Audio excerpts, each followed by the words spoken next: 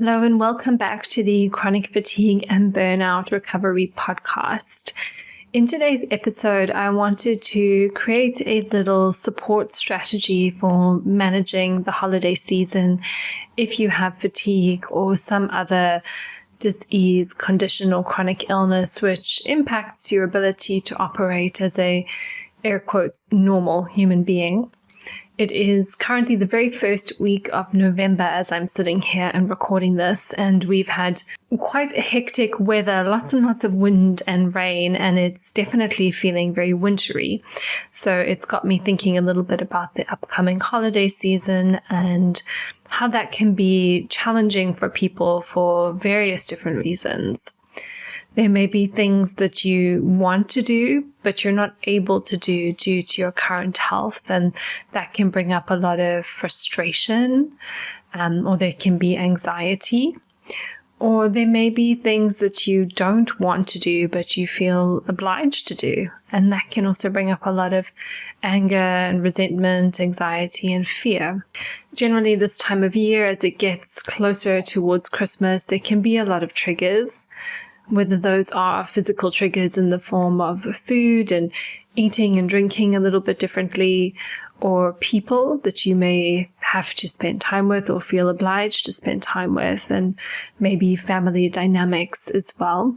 Then they can also just be busier schedules. There's just more going on, more invitations, more commitments. If you have kids, more school commitments, things like that. And just generally less downtime. There can be a lot that feels out of control, whether that's your food or your sleep or juggling different schedules with different family members. And just generally later nights, more going on, increased financial pressure, especially as we head into winter with an energy crisis on our hands. Not just our own physical energy, but the world is in an energy crisis too. And then can also just be that burden of constantly having to put boundaries in place. And, sometimes it just gets exhausting to set boundaries all the time because you might be experiencing a condition that people don't really understand, and you constantly feel like you have to explain yourself, and sometimes it just gets too much. And then finally, there can also be loneliness. Maybe loneliness because you are surrounded by people, but they don't really get you or understand you or see you. Or loneliness just because your family is on the other side of the world, or there can even be grief, if you've lost people that are important to you in your life. So loneliness comes through in various different ways. And so these are just some of the reasons why I think that the festive season can be challenging. I've jotted down as many as I could think of, but if I haven't named your experience specifically, I hope that you'll still be able to feel seen through this episode and hopefully get some useful information to navigate this season. So I've broken my support or recommendations down into 4 main areas. And the first area is to set intentions.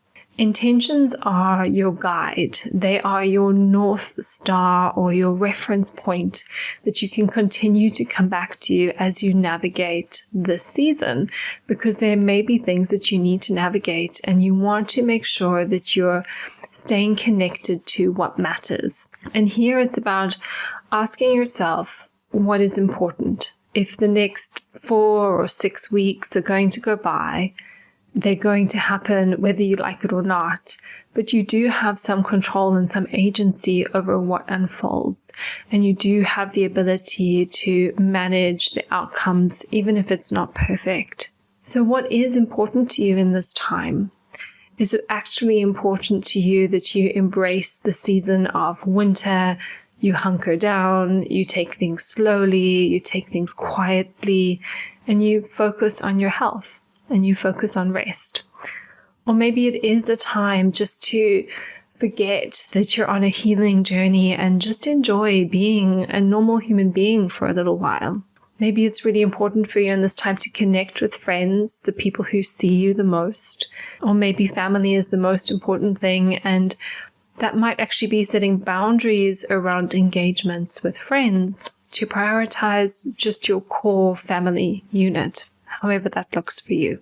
So here I think the big question you might just want to journal on, if you were to use this episode as a journaling exercise, would be what matters? What is the experience that you want to have or you want to create over the next few weeks, 4 to 6 weeks? And as I said already, maybe it is just a time to let loose and not have to think so much about healing.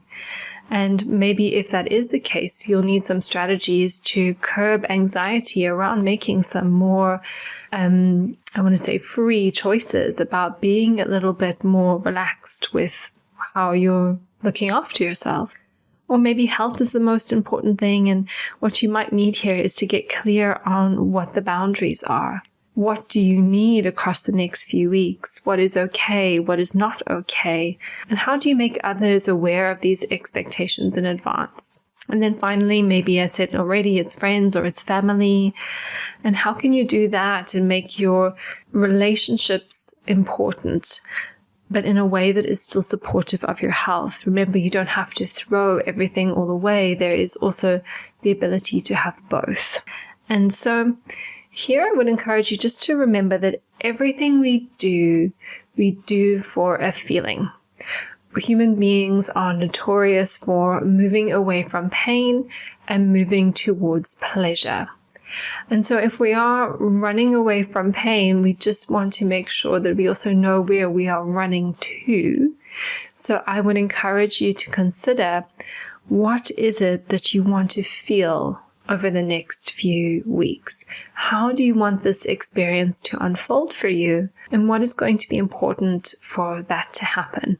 And you may want to just pause listening to this podcast for a moment, take a little bit of time just to sit quietly and think, and maybe just journal down some thoughts or some answers to that question. So that was the first point that I wanted to raise, is to set your intentions, to be intentional about how you use your time, what you say no to, what you say yes to, and making sure you stay connected to what matters. That acts as your framework or your North Star that you can continue to look towards over the next few weeks. Then number 2 on my list, which will probably not surprise you, is nervous system care. And here we need tools and strategies to self-regulate. And I'm probably preaching to the choir here, but I think this is an ongoing thing that we all need. Whether you have a chronic fatigue condition or not, the whole world needs tools and strategies to self-regulate, whether it is the festive season or not.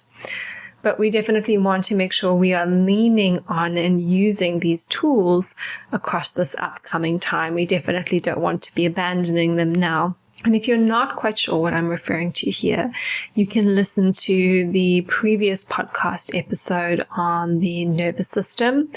And if you feel that you actually need some tools, then there is the Nurturing Resilience program, which I offer. We're currently in a cohort at the moment, but you can always join the next one, which will be early next year.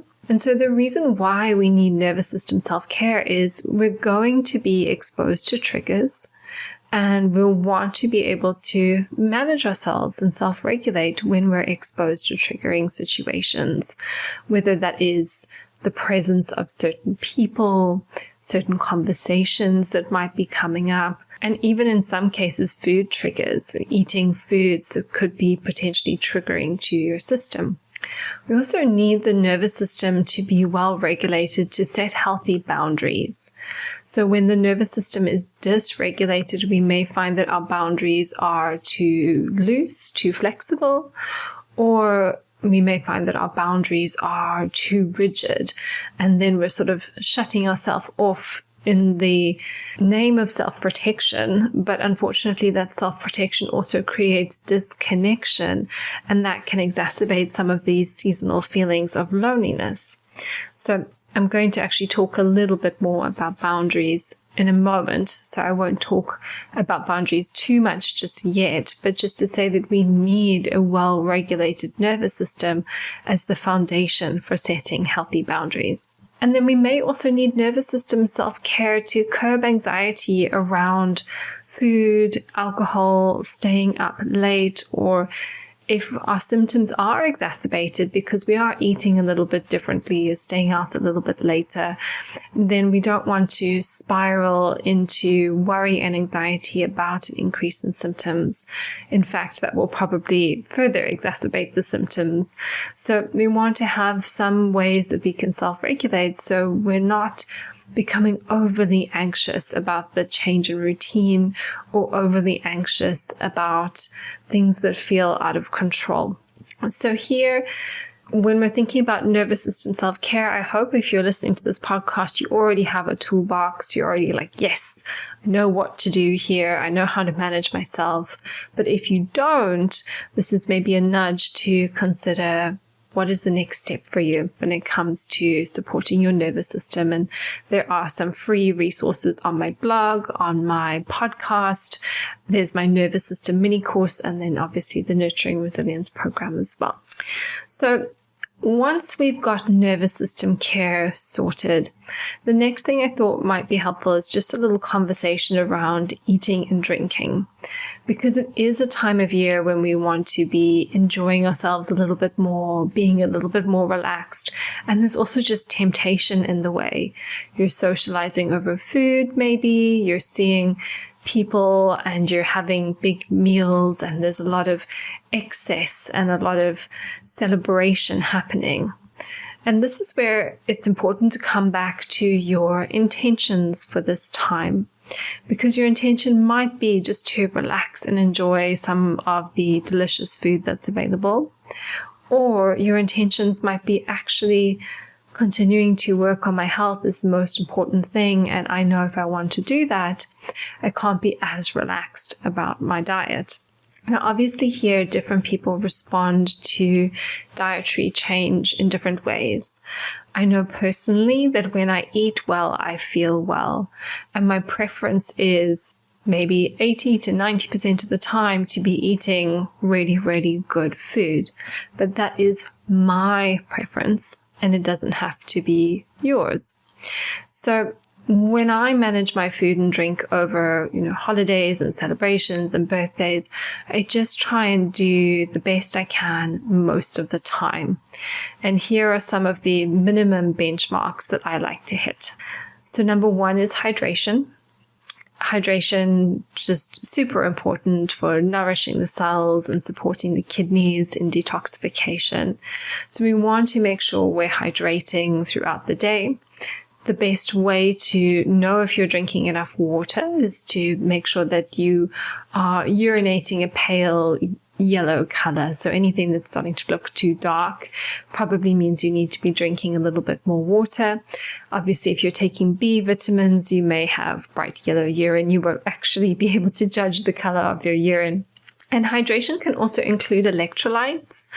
So especially if you are going to have a few dehydrating beverages like alcohol, or maybe you're drinking more caffeine, then having some electrolytes could be really beneficial to keep hydration levels up. Then the next thing is just how you manage things like sugar, alcohol, and higher carbohydrate foods.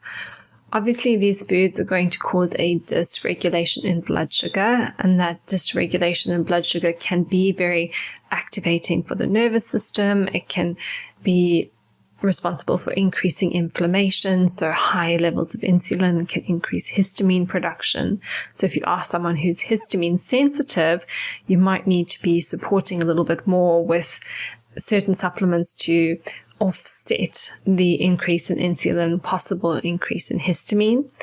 And then these foods can also cause dysregulation in blood sugar, which impacts sleep. And then we know if we don't sleep well, we don't recover well, and then we feel worse. So my recommendation is that if you can, it's not always possible, to prioritize things like sugary foods if you're going to have a treat or a dessert, alcohol if you're choosing to have a drink, and higher carb meals, so meals that are sort of outside of your day-to-day carbohydrate tolerance.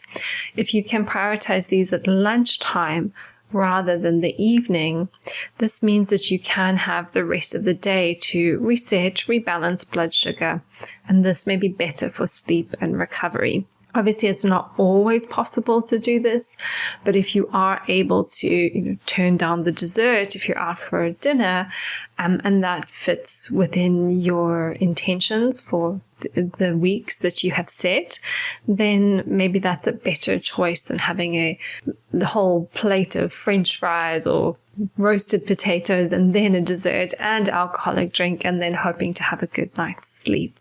Obviously, everybody does respond differently. Maybe that will make you sleep fantastically. I don't know. And then in addition to this, just to say that alcohol is probably also best with a meal and not on an empty stomach. There are certain drinks that may work better for your system. So, for example, wines, fermented foods may be a little bit more challenging, especially if there's any mold toxicity going on.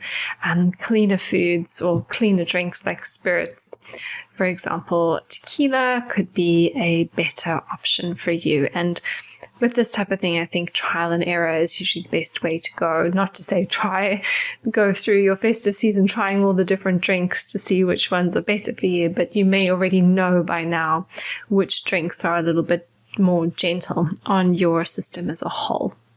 And then if you can, also just aim to really still keep a focus on protein and veg. So if you are going to have a dessert, make sure you have a good amount of protein and a good amount of veg in your main meal. And if you can, also control the things that are within your control. So if you can control your breakfast and you can control your lunch, aim to eat really well at these meals to offset how you may be eating at other meals later in the day. If you're invited to a party, you can offer to bring something that you know will work well for you, something high protein or something high veg. So you know at the very least you'll have a big salad option or a big protein option that will help to stabilize and balance blood sugar. But it is all about personal choice and your own body. You probably have a sense by now of how well your body responds to eating certain things or not eating certain things. And as long as your intentions align with your choices, then this should feel pretty good. And you should come to the end of the festive season feeling content in your choices instead of feeling disappointed that your health has gone backwards or feeling that you messed up and you made yourself unwell or having any regret. So keeping your intentions as a North Star is going to help to guide you. And so then the final piece is a piece on boundaries. And obviously there are lots of boundaries that you may need to set over the next few weeks. There may be boundaries around rest. So when you're available, when you're not available for. Ultimately, boundaries that are set in place to help protect your needs. So here it's good to connect to your intention and connect to what do I need to honor this intention? What are the rules I need to honor around rest? What are the rules I need to honor around food and drink? What are the rules I need to honor around connection? So there may be boundaries about who are the most important people who need to get the bulk of your energy across this time versus those people who you maybe feel obliged to spend time with, but actually they're not the most important people in your life. You may need to set boundaries around who you spend your time with and who you don't spend your time with. There may also be certain boundaries just around conversations. So perhaps triggering conversations that are very activating for you. You may need to communicate what you're not prepared to talk about. You may also need to communicate boundaries around your health. So is your health something that's open for discussion, or is it something that you would prefer not to talk about? I know that some people can be quite sensitive to talking about their health because they feel misunderstood, or they don't feel adequately seen or heard, or they maybe feel judged, and therefore they don't want to talk about their health. For me personally, I was always very open to talking about my health because I wanted people to understand it was such a big part of my life and such a big thing that I was going through. And then to just have nobody even ask me about it when it was probably the biggest thing that was going on in my life at the time was just a bit strange and a bit weird. And I actually welcomed the opportunity to talk about my health so I could help people understand me better. But that's a personal choice and it's not for everyone. And there may just be also certain people in your life that you can't have these types of conversations with. So we want to think about, where are the boundaries? What do they need to be? And what are the important needs that we need to protect? Because ultimately that's what the boundaries are there for. And as I've touched on already, we ultimately need to have a healthy and regulated nervous system to set healthy boundaries. When we are regulated within ourselves, then we are already energetically setting a boundary, because we just feel in our body like this is what we're available for, this is what we're not available for. And then obviously from that place, we can use our words to set a boundary. And this is where it can be a little bit tricky. Some people, especially people-pleasing people or people with people-pleasing tendencies, may fear having a conversation about setting a boundary because they may fear conflict. They may be worried about that person judging them. They may be worried about upsetting somebody else. But this is where your nervous system work comes in, is if you can approach a conversation from a regulated space, it's much easier to set a verbal boundary, which might just look like saying, I'm not comfortable talking about that, or I'm not comfortable talking about my health, or I'm not comfortable eating those foods, but these foods work really well for me.